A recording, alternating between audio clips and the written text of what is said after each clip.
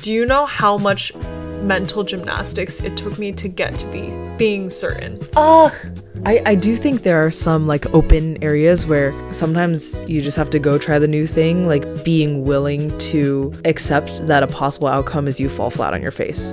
Yeah. It's these moments that are forcing functions for you to practice your gymnastics a little bit. Yeah. And then figure out where you want to go. Yeah. I can't take for granted that we're going to live together forever. You know what I mean? Look at this peelable mango. Ew. I'm getting some good like mango hints in the flavor. While you do that, I'm going to show the audience what we did today. For those who are listening via Spotify, I'll explain what I am now showing the camera. A poster that we made for Carol, who as of today goes by Karen. We made her a poster because she's suing our landlord. I am. And I didn't expect them to actually show up. And here we are. Okay. He actually showed up. And I saw him and I was like, he's my op. Yep. So my lesson of the day was that you just need to be ready to face your ops. Because you never know when they're going to show. True. And you never know when they're going to show and then ask for an adjournment. And you realize that this person actually was just hired the day before and has no idea on the case or who you are or who I was or what is going on. He had no interest in talking to you. Nope. Nor the judge. Nope. And so they adjourned for 6 months. So that was really fun. So And, we're gonna have to keep that poster. Yeah. And we're going back in July. Yes. And we are now rebranding the podcast to Cinder and Karen. Going forward. Sometimes you just gotta fight your battles. And, you know, instead of picking them, you fight all of them. And that is what a Karen does. No matter the cost. It's about the principle, not the money. Anyway. Okay, but she is getting her money back. I am. Okay, anyway. Okay. What are we doing today, Cinder? We're digging into the depths of angst in our 20s. Yeah. You had mentioned because we're in each other's lives so much, we get to see each other, like, trial and error and, like, test out how we live. Different priorities. Yeah. Different priorities, stack ranking them differently, like, our values, how we live those out, changing values. Yeah. Yeah, and it's an angsty time as we do so individually, and then as we witness each other stumble over ourselves and change those things. So, yeah. This entire episode is predicated on the thesis that how you spend each day is how you spend your life. Ooh. Say more. Right, and Carol is reacting in this very calm and composed way now, but 10 minutes ago, when we were cleaning up and getting ready for bed, Yikes. we were like, oh, actually, that like captures a lot of the angst of being in our 20s. There's like different levels of like figuring out who you are in life and like how you want to live. At the highest, like, I was gonna say like highest altitude, but that sounds so corporate. That was really corporate. Please, away with The that 30,000 foot Stop. view. Stop it right now. Like the most abstract form of this question is like your vision for your life. Like, how do you want to live? A level down from that is how does that inform your priorities, what you say yes to, what you say no to. And a level down from that is then how does that inform how you spend your time each day and each moment? Yeah. Where does your energy and your mental space go? Yeah. And then as we figure out those layers and like try out different visions and whys in our life and all these things, like that changes how we spend our time. And then as we spend our time differently, we'll like sometimes realize like, oh, actually that doesn't give me energy, or like, actually this doesn't matter to me. And then we go somewhere else. Yeah. And that's okay too. Yeah. Yeah, and that's the stumbling over and falling flat on our faces and getting up and turning around. Yeah. Again. Well, I have a couple of thoughts based on what you just said. Yes. But okay. one is, I forgot already. Two is,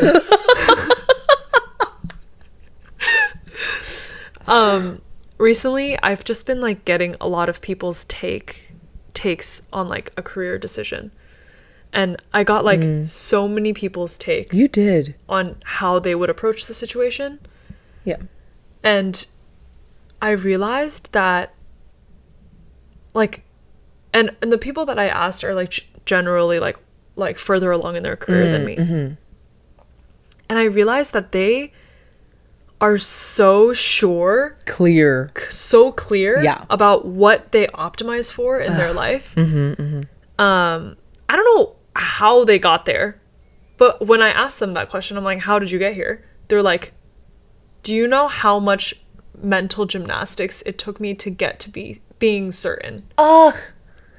And like my coworker said that to me the other day. Yeah. And I was like, you know, I haven't put in the work. So that makes sense that I wouldn't know. Interesting. But I feel like in witnessing you make this decision about your career, like I feel like general context was like you were at a fork in the road. Yeah. And you could go both ways. I feel like you were doing like cartwheels and like flips and stuff like in this moment. Like it's these moments that are forcing functions for you to practice your gymnastics a little bit. Yeah. And then figure out where you want to go. Yeah.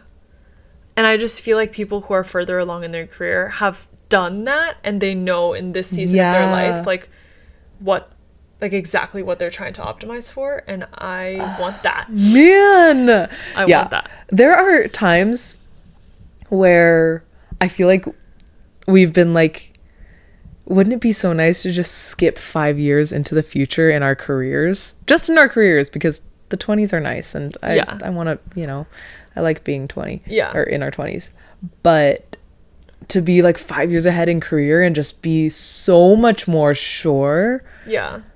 But I think this is the time where we're not 100% yet on the direction. Yeah. And thus, like, decisions like these are extra angsty. Yeah. Yeah. As I was talking to people, I just feel like they had obviously done the work already to like figure out what they prioritize. Like one person was like who cares about like what you actually do? Get the bag and retire early. And buy a house while you're at it. And buy a house. Yeah. Go to the Hamptons. Anyway, I like that's totally valid, I think, like as someone maybe who doesn't particularly enjoy work, to optimize for making the money and then making as much money as possible. Like we could have gone into, I don't know, friggin' investment like, banking. Yeah, like I feel like there's ways that we could have done that, but we didn't do that. Right. Right. I'm not sure if that was like chosen for me or if I chose that myself. Well, anyway, yeah. So that was one person's take. Another person's take was like, I've done the prestige stuff. Like I've always picked like the more prestigious thing. And then he was like, you know what? Like do work that you like doing. And like, if you want to maximize on that, you should maximize on it. Ooh. And he was like, you've always talked about wanting to be a PM. Aww. You should try it. Aw, yeah. It's cool to get advice from somebody who just exited the gymnastics period.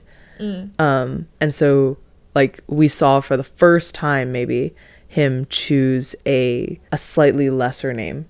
Still a name, but like he traded a bigger name for a better role and team.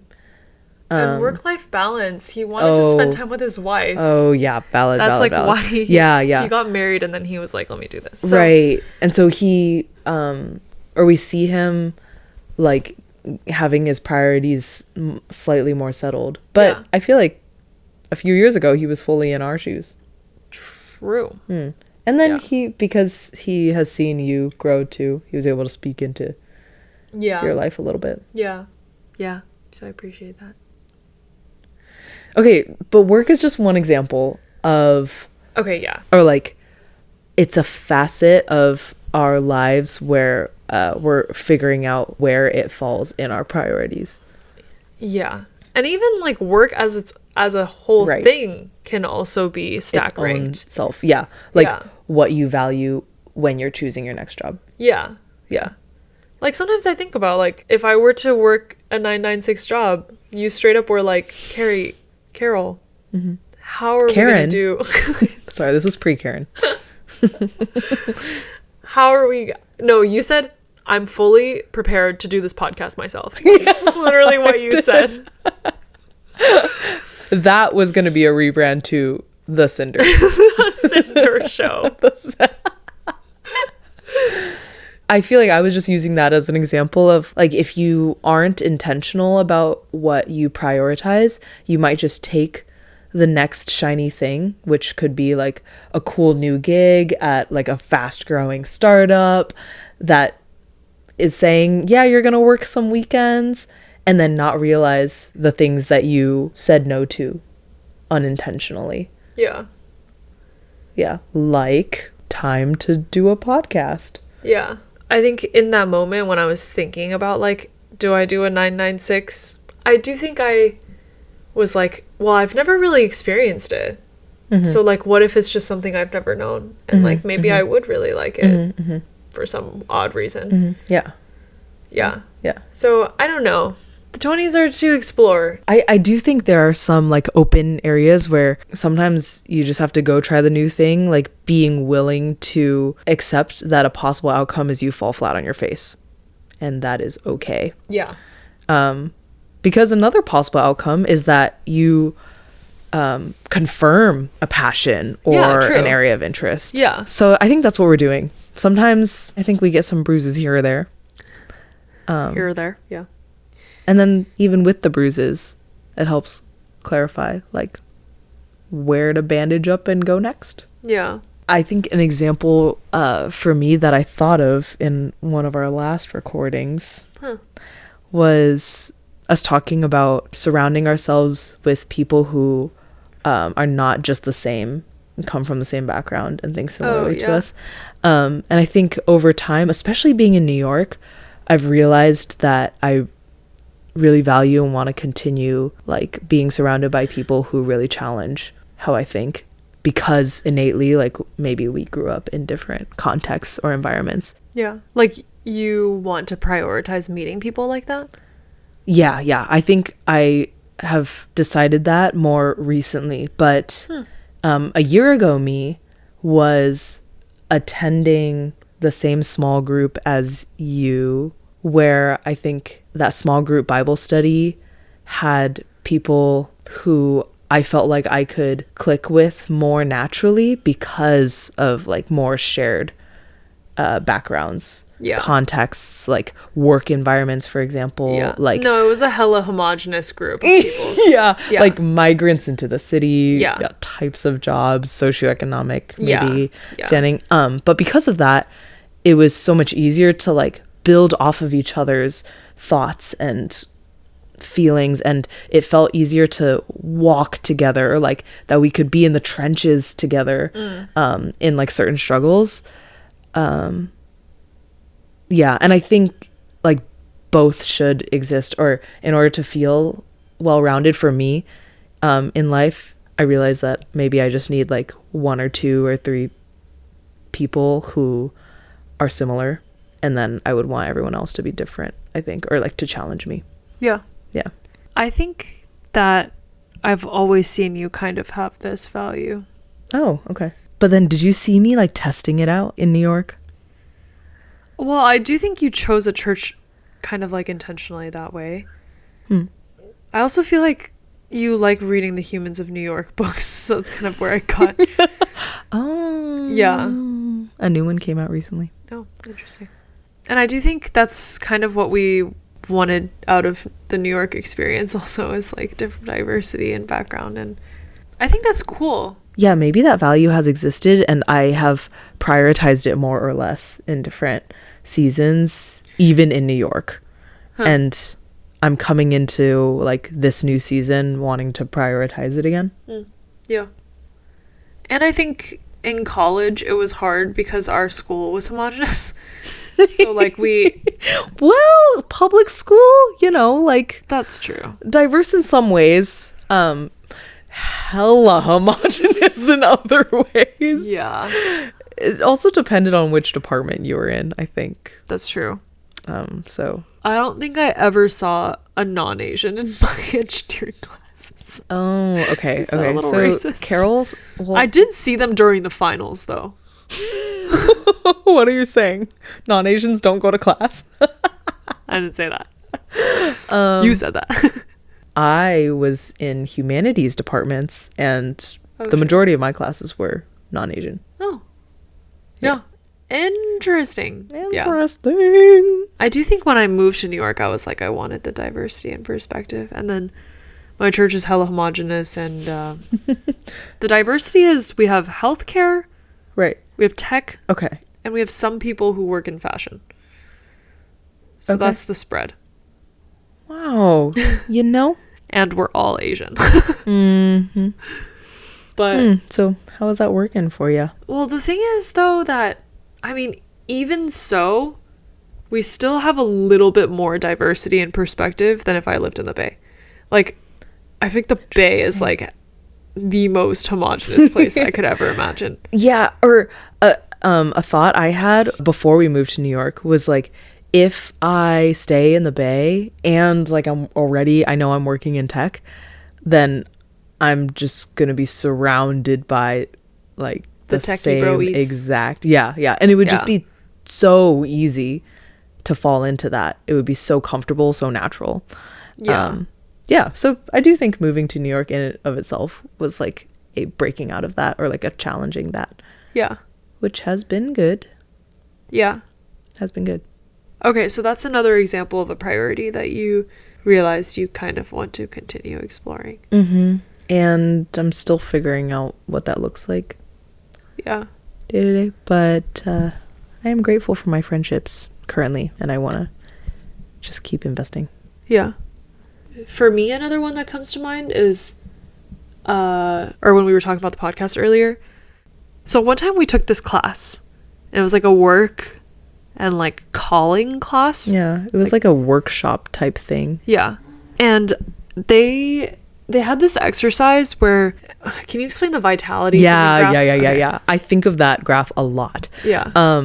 They had on the x-axis value, which they defined as like how much you are receiving in return. So usually that just equates to money, what you're getting out of the job. And then on the y-axis was vitality, which they defined as like the energy that this job gives you. Whoa. Like how energized you are. And so they were saying, or like in, a perfect world, like you'll be wanting to increase up and to the right. Like each job move brings you further right, as in you're making more money, and then further up, you're like getting more energized and like more fulfilled. But, and I think the teacher gave a really good example. He was like, realistically, you can't optimize for both all the time. And he was like, I recently had a new baby girl, and I'm a dad, and so I am maximizing for value. Like I want to provide for my family, and me being energized by my job or fulfilled is not the most important thing. It's not a priority for me right now. In this season. But then he was like, in previous seasons, like he valued vitality over value. Right. Yeah. When we took that class, I remember the two of us both putting the stuff that we did for a cappella back in college. Not just the singing, but I think it was like the creating. Of like putting on concerts and like bringing people together, creating events. Doing it for some shared mission purpose, like whatever it was. Like we look back on some of the things, like our concerts, and during COVID, like that huge like virtual concert we did, and we were like, we didn't make any money from that. Like it wasn't. Well, we made some money. It was like a benefit concert. We made some money for some nonprofits, but it was like the creating that event, like the ideating of like, oh my gosh, what should we do, like how can we bring people together during COVID, like like what would incentivize people to do this, like can we raise money, like what should the money go towards, like and then executing all of it, like even recording the emceeing. Yeah, we were the MCs for the, like, we live streamed the whole thing. We hired like a friend to edit everything. Should like, we link that in the I don't know. But it was really fun. Yeah, like I think of that time like very, very fondly. Yeah. And I don't know if I can ever find like a job that will allow me to like receive that much vitality from. Right. But something that I do think like that always brings me back to, like when we did that exercise, is like, how do I keep chasing that feeling, even if it's not in corporate, like if that means, like, I think the podcast gives us a lot of that feeling. And I think the podcast is a perfect example of, it is really just, it's vitality, and we are inherently motivated in the creating process, which is cool. We've talked about, like, at the end of the day, like, we will look back and be so glad that we created this. I agree. And we'll be able to like look back and listen and and cringe again at ourselves. True. So I feel like I want to like keep chasing vitality right now. In the work sense, like I get vitality from like the talking to customers stuff that I like. Anyway. So I feel like I want to chase vitality there. And then also like outside of work, like what are the things that I should be like, I want to let vitality lead my life a little bit more. Which goes back to the like figuring out what success looks like for us, rather than like following some path that other people are telling us to go down. It's like finding what vitality means to each of us individually.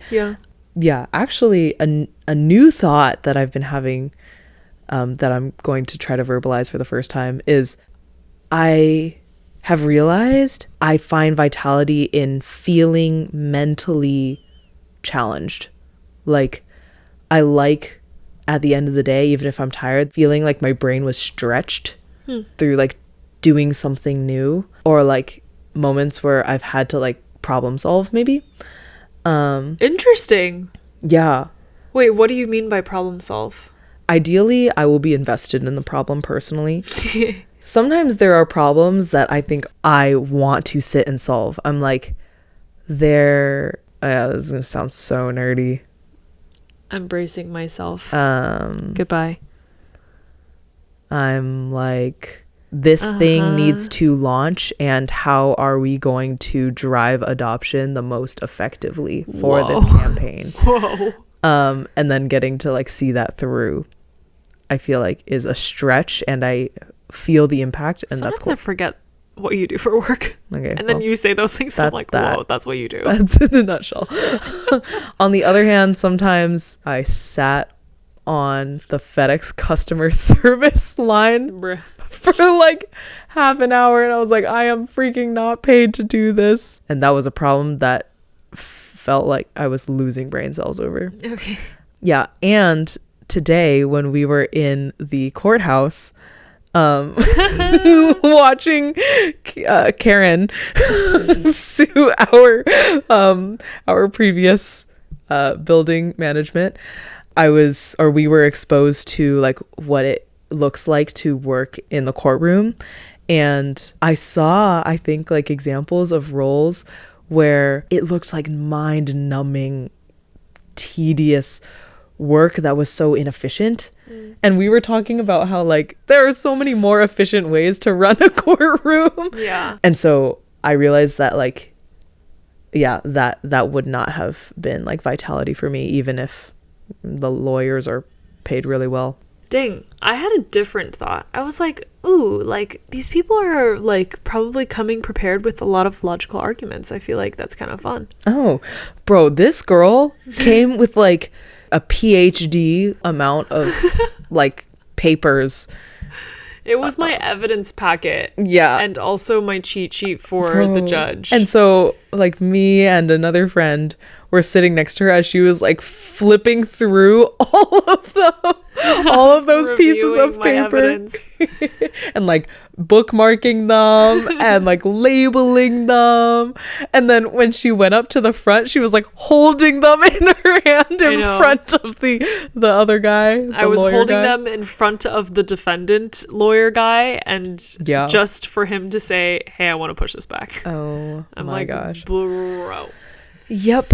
Yeah. I see what you mean there. Right? Yeah, like that would be a brain stretch moment. Right? And I think that's cool. Yeah. That said, like I'm thinking about this defendant lawyer guy who probably gets hired for these kinds of like small claims cases, like back to back. And I think over time, like he seemed done. Yeah. He probably builds like a similar kind of case every single time. On top of that, I don't know how much meaning I will find in like defending a building management corporation against a small person like me. Yeah. So that's true. Yeah. But there are lawyers who defend the small guy. Yeah, public defendants. Yeah. Yeah. Yeah. That seems cool. My friend from church, who is a public defendant, she defends the parents of kids who the government says the parents are like not fit. Right. But then she defends the parents. Yeah. And sometimes a lot of the times like the parents just like didn't have a say. Right. Yeah. Yeah. So I wonder if like super generally speaking, like public defendants are an example of like prioritizing vitality over value, because the same type of role 100%, bro. If you're on the prosecutor's side or you like choose to go work for corporate. But I do fully believe that there is a way that you can work like a white collar job that pays a lot of money that you find a lot of vitality in. Yeah, like, totally. Like I want to find that. That said, I remember when we were taking that class and that exercise, the teacher was like, we can just acknowledge in the world, or at least in our like capitalist economy, that typically the jobs that provide less vitality provide more value. And probably your hobbies and the things that you like have a lot of fun in may not pay you as much. Yeah. And so, you know, there's just like acknowledging that state of the world a little bit. Yeah. So we talked about priorities that we do have or that we have figured out that we might have. We're working on. Yeah. What are areas in your life where you don't have them prioritized yet? That's a good question. I think relationally, you were really navigating that, like in dating, at least first half of last year. Oh, yeah, valid. Like I was like, do I want kids? Is that what you're talking about? Yeah. I guess this is like probably a given, but like when you're like choosing a freaking life partner, like you also need to kind of stack rank for yourself, like what is important to you. But then like I feel like people change, and like like people are gonna change so much in their lifetime. Like you really just gotta choose based on like when I was like thinking through things, I was like, well, I think character is important to me, and that he cares about his friends and people. Yeah, I think my mom was just like, if he has a good heart, then it's worth it. Ooh. Yeah. And then I was like, oh, okay. It sounds so simple. I feel like there's only so much that we can even anticipate of like how we're gonna change as people, right? Yeah. There are certain things that I can suppose about myself in the future, but when people ask for like my 5 or 10 year, like where I'm gonna be, I'm like, I can't tell you beyond like a 10% confidence. You are also quite the volatile one, so. Oh yeah. So yeah. You're definitely less predictable than others. That's true, and I've just acknowledged that for myself. Yeah, it's also something she values. So that's up there in the stack I value staying curious about the world. I guess that's why 15 somebody tells you I don't know this song, and no one else listening knows it. What? No, people for surely know this. I've never heard it in my life. It's T-Swizz, bruh. Oh, it is? Yeah. Frick, bro. Dude, you're gonna get hated on. Yikes. We're gonna get hate mail. Yikes. Anyway. I'm sorry on behalf of her, okay? Okay. She's just too deep into musicals. She's a nerd. Cut her some slack. One of our friends, I remember one time I was like talking to him when he was like on Hinge at the time. I was like, what makes you like want to be on Hinge? Just like as a casual question. And then he was like, oh, like I just want to taste as many ice cream flavors as possible. Oh, what? Oh, I don't like that. Okay, wait, chill. What he was trying to say is like you kind of have to sample things so that you know what you want. That's disgusting. No. I don't think he's wrong in that. Like I think yeah. I think I see the I just wish there was a different analogy. But I see that like you go out there and like this applies to not just dating but like life experiences. Yeah, anything. Yeah.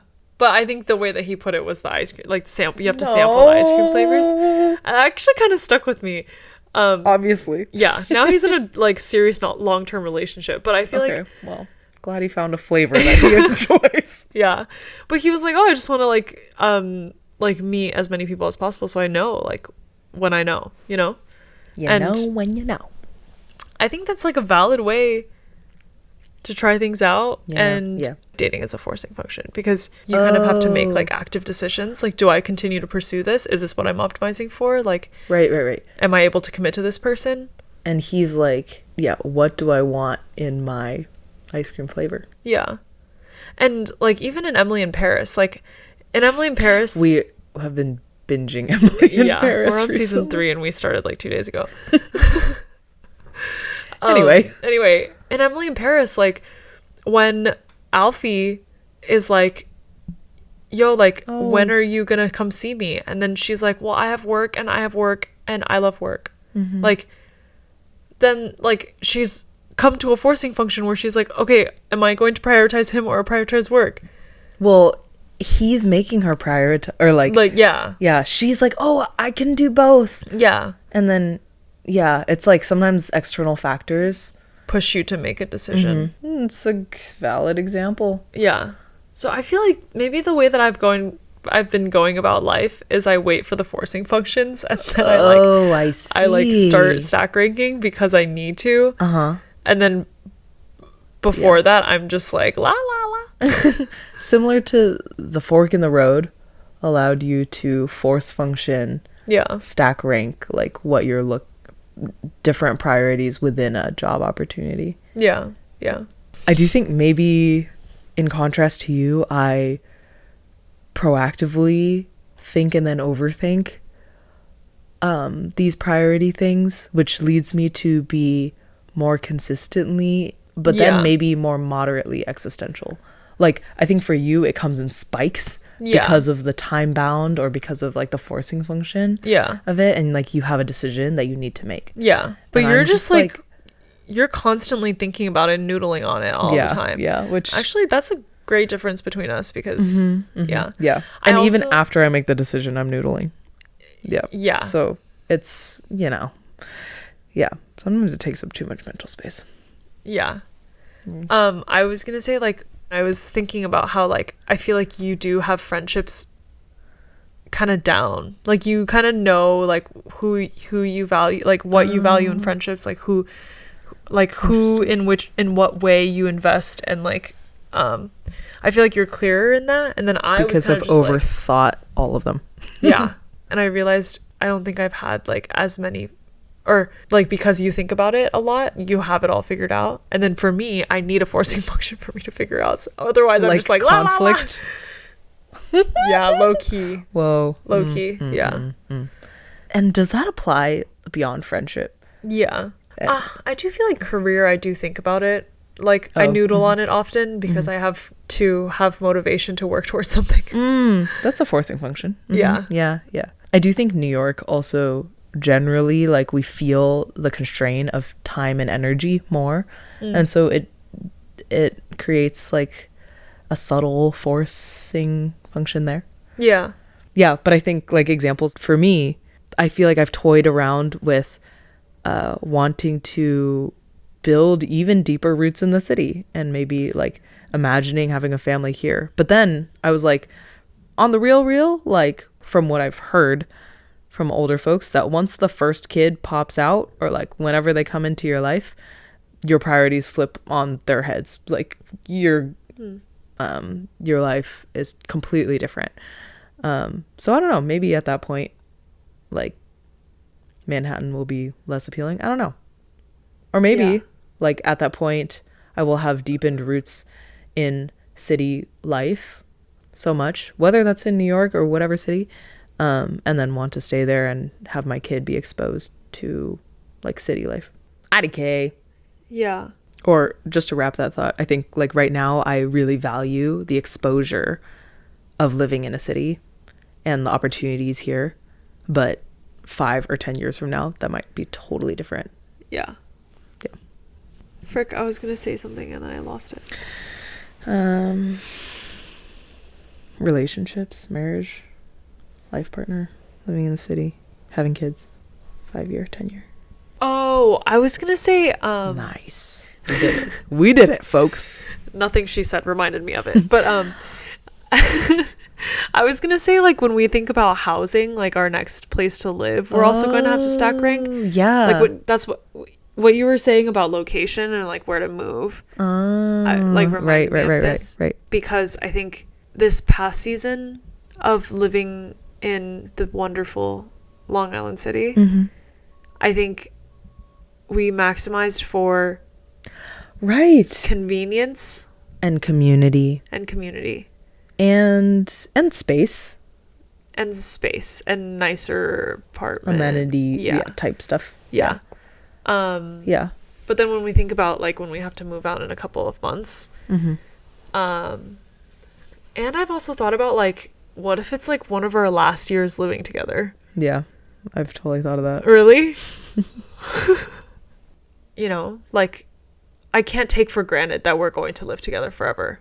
You know what I mean? Yeah, valid. Like regardless of if like whatever happens or whatever, like whatever bro. I just feel like we've lived together for so long. It's kind of like an infinite time loop now. And then, infinite time loop. Round and around and around. Yeah. And around. So when we pick our next place, we're gonna also have to figure out what we optimize for, compromise together. What if we did a whole podcast on us just like hashing that out? Oh, in real time. In real time. Is like that crazy? Live. Yeah. Ooh, are you guys ready for that? Are we ready? We've done it enough times actually. We've processed via podcast many a time already. So yeah, maybe that could be our next one. Anyway. Other like priorities we haven't figured out yet. A deep cut for me is I feel right now very grateful to not be worrying too much about like my mom and my immediate family. And I know like I have some friends who are very clear that like their time in New York is limited because they're going to move closer to family. Yeah. And I haven't thought too much about that yet. Yeah. But I'm not yet sure how that is going to land. Yeah.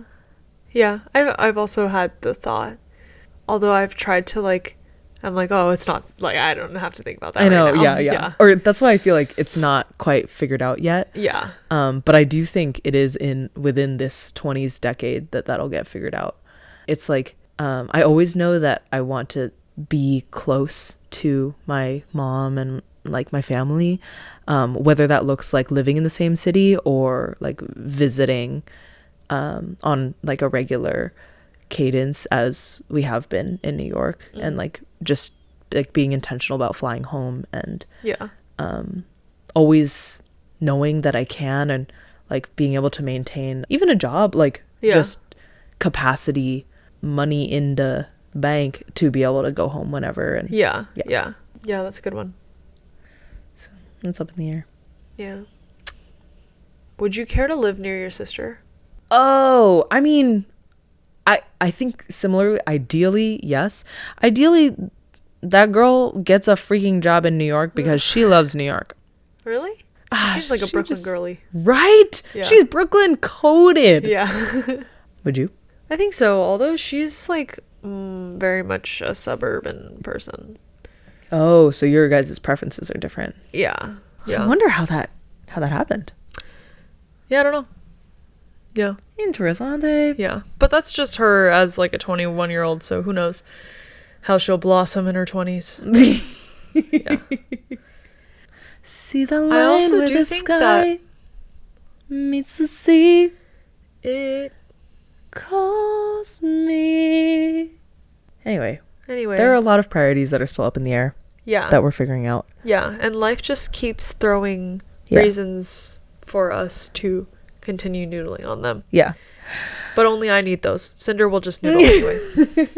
But I appreciated the reminder about the value versus vitality. And I think it's cool that we have, since that class, both kind of confirmed that we are like in a place or life stage. Season. Yeah. Yeah. Where we can maximize vitality. Yeah. That's true. That's a cool conclusion to make, yeah. honestly. You all also let us know value versus vitality. What are you? That's our call to action this week, for you to noodle as well and let us know your thoughts.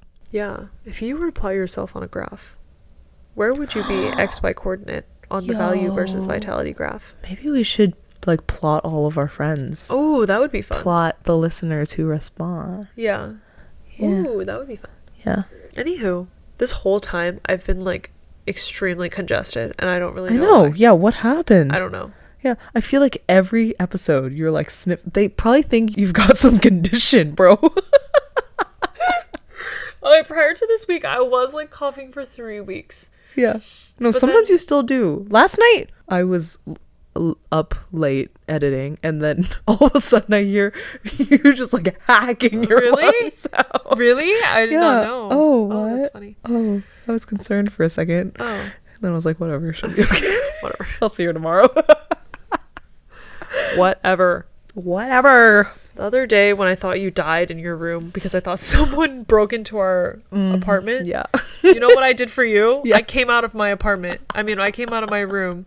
No, you know what you did? You called me and woke me up from my slumber. Oh, yeah. And then you were like, what? I was like, glad you're alive. Yeah. Those stories and more for another time. True. But it is now 2:29 a.m. Okay. It is time to wrap. Thanks for being here with us. Thank you. As we discussed what's important to us and what we do not yet know. Ooh. We don't know yet. Whoa. About to pass out on this couch right now. Okay. Do.